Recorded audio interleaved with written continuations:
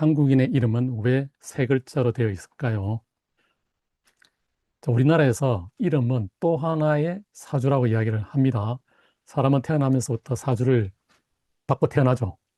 태어난 연월 일시 네 개의 기둥이 바로 사주고, 그 네 개의 기둥에 예전에는 간지로 표현을 했기 때문에 그게 간지로 표현하게 되면 여덟 개의 글자가 나와서 사주팔자라고 한다고 설명을 들었습니다. 근데 이름은 태어난 뒤에 만들어집니다.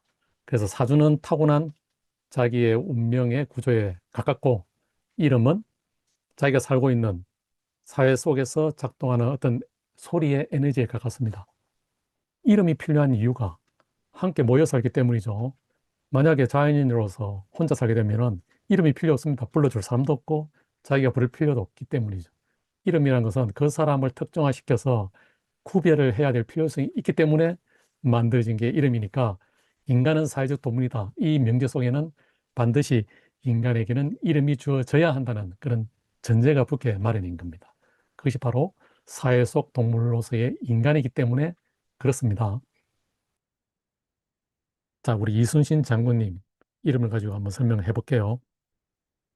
이순신 장군님, 성은 이고 이름은 순신이지 않습니까? 그래서 이름이 세 글자입니다. 우리나라 이름이 세 글자인 이유는 동양 철학에서는 우주를 세 가지 요소로 이루어졌다고 보죠. 그게 바로 삼재입니다. 삼재 사상이죠. 그 세 가지 요소는 하늘, 천, 땅, 지, 또 사람, 인, 천지인, 이게 삼재죠. 천지인 삼재가 우주 자연을 이루고 있다고 생각을 하죠. 그게 동양 철학에서 말하는 삼재 사상입니다. 우리나라에서 역사에서는 신라가 통일을 했기 때문에 통일신라 이후에 고려, 조선으로 넘어오면서 세 글자로 된 그런 이름이 정착화된 거죠. 고구려를 보면은, 고구려는 세 글자보다는 네 글자가 주로 많아요. 물론 두 글자도 있고 한데 네 글자가 주축이 돼요. 백제도 똑같습니다. 고구려가 남하해서 백제를 세우지 않습니까? 소순호가 온주와 비류 두 왕자를 데리고 남하해서 백제를 세우는데, 그래서 백제의 이름도 네 글자가 주축을 이루고 간혹가다 두 글자가 나오죠. 고구려의 을지문덕 하면은 네 글자잖아요. 영계소문 네 글자죠. 그런데 삼국을 신라가 통일했기 때문에 신라의 김춘추, 뭐 김유신, 이렇게 세 글자로 된 신라가 통일했기 때문에 세 글자 이름이 우리 한국인의 보편적인 이름으로 이제 정착화 된 거죠. 근데 신라는 왜 세 글자로 했을까요? 신라는 신라가 그 이전에는 세 글자 이름이 주축이 아니었습니다. 예를 들어 혁거세, 성은 박씨지만은 박혁거세 네 글자죠. 그러니까 신라가 세 글자 이름을 주축으로 하게 된 계기가 바로 김씨 왕조 때문에 그렇습니다. 김씨들이 신라의 왕통을 이어받으면서 세 글자로 굳어지게 된 거죠. 그럼 김씨들은 이 세 글자로 된 이름을 어떻게, 어디서 가져왔을까요? 그거는 제가 다음 영상에서 말씀드리기로 하고, 오늘 어쨌든 신라 때부터 세 글자 이름이 굳어지게 된 거고, 이 세 글자의 이름이 기원된 이유는 우리 삼재사상, 삼재사상에 의거해서 이름의 구조가 세 글자로 굳어지게 되었다는 것을 제가 설명드릴 수 있겠네요. 그런데 한국에는 특이한 점이 있습니다. 한국어는 초성, 중성, 종성으로 이루어진 글자가 나오죠. 근데 글자, 예를 들어 이순신 장군 같은 경우 순자는 초성인 시역과 중성인 우, 모음이잖아요. 모음이 끝에 있는 종성인 니은을 서로 연결해 주죠.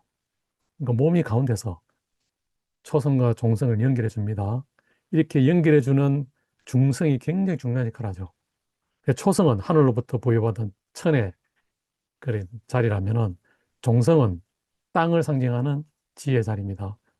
그러면 초성과 종성을 연결해 주는 중성, 주로 모음인 중성이 형성되잖아요. 중성은 사람이 하늘과 땅 사이에서 무엇인가를 조화롭게 이루며 살아가는 주체이기 때문에 사람을 굉장히 중요시하게 여기면서 이 중성을 또한 중요시하게 여기게 됩니다.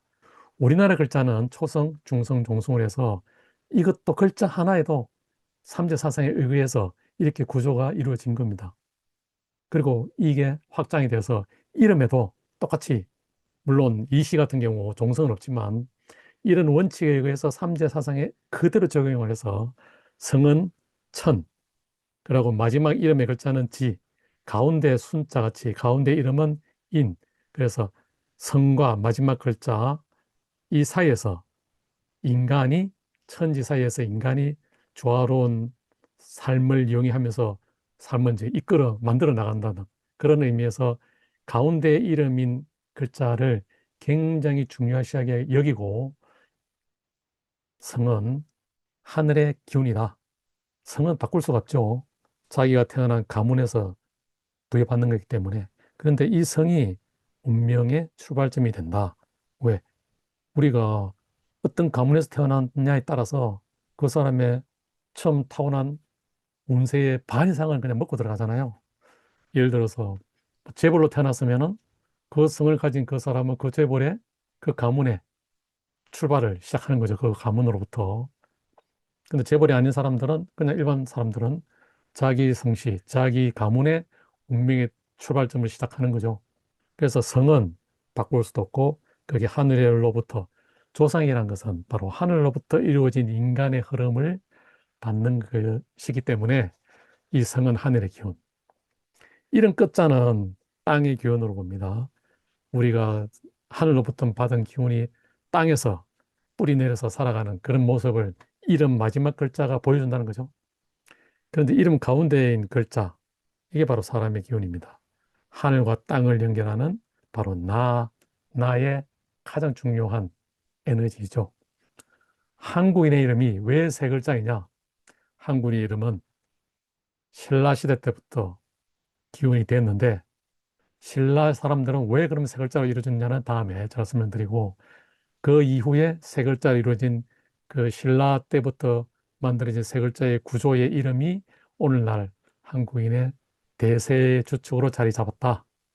고구려 백제는 네 글자가 많았는데 그 네 글자는 신라가 통일을 하면서 또 고구려 백제 많은 유민들이 일본을 건너갔잖아요.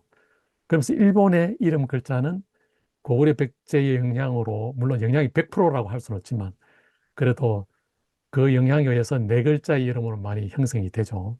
그래서 우리는 중국과도 다르고 일본과도 다른 같은 동아시아에 있지만 한국인은 특이하게 세 글자로 이루어진, 그 세 글자로 이루어진 속에는 이렇게 천지인 삼재사상이라는 철학적인 의미가 담겨져 있다는 겁니다.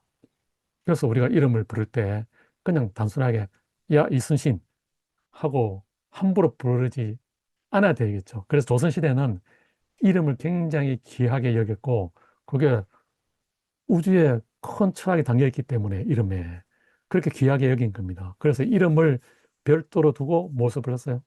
어릴 때는 아명, 그 성인이 되면은 자를 부르죠.